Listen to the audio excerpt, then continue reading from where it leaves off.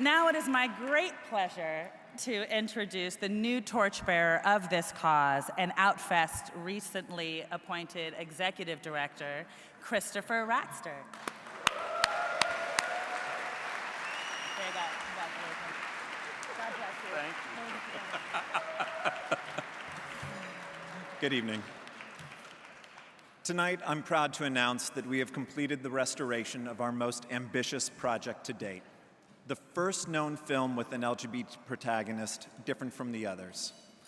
Made in 1919 in Weimar, Germany during a brief renaissance in Berlin, it was a landmark film known all over the world. Let's take a look.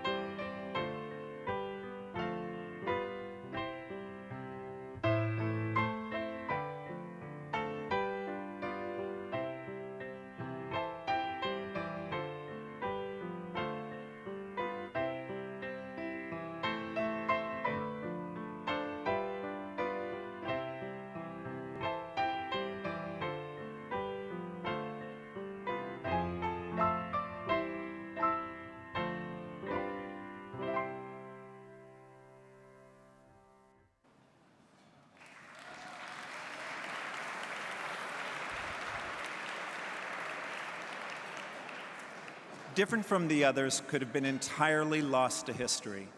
It's an irreplaceable document of our shared experience.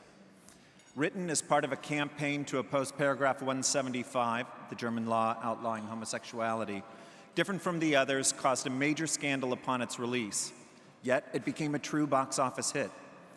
Once the Nazis rose to power, the original print and any copies found were impounded and destroyed in their campaign against homosexuality. Decades later, the film was found in a Russian film archive, edited into a 1927 pro-gay documentary. The elements that were unearthed allowed the Outfest UCLA Legacy Project to engage in a full film restoration, creating a pristine print of the film to debut early next year at a really sexy event I'm not allowed to talk about yet. Many of you here were at the Legacy Awards in 2012 when we premiered a sneak peek of the work in progress. And I want to thank you. Your contributions in large part made this restoration possible.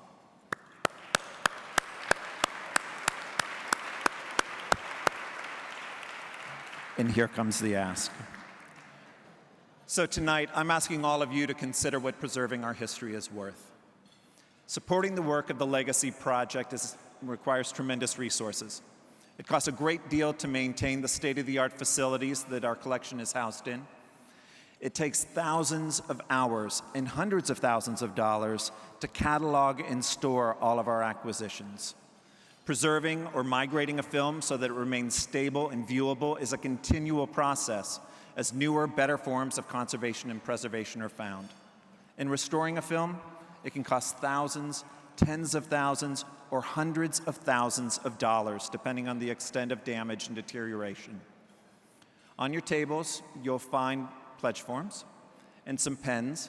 Our staff is circulating to assist you in filling out and collecting your pledges. If you want to give $100, that contribution will help us catalog 5 films. Imagine if the Super 8 footage we have of the Harvey Milk Hope speech was still stuck in a box, languishing, never to be seen. $500 will help us take a short film on a volatile, disused format and create a Blu-ray, preserving it on a stable, easily viewable disc that we can take into classrooms. $1,000 will support a screening of a work never before seen. If you're really feeling generous tonight, $10,000 would restore a short film before it deteriorates completely. And if you're really flush, $25,000 would let you leave a tangible legacy with your name or your company's name on the credits of our feature restoration. And tonight, if through the pledges we receive, we raise $100,000, we'll get to greenlight our next feature film restoration.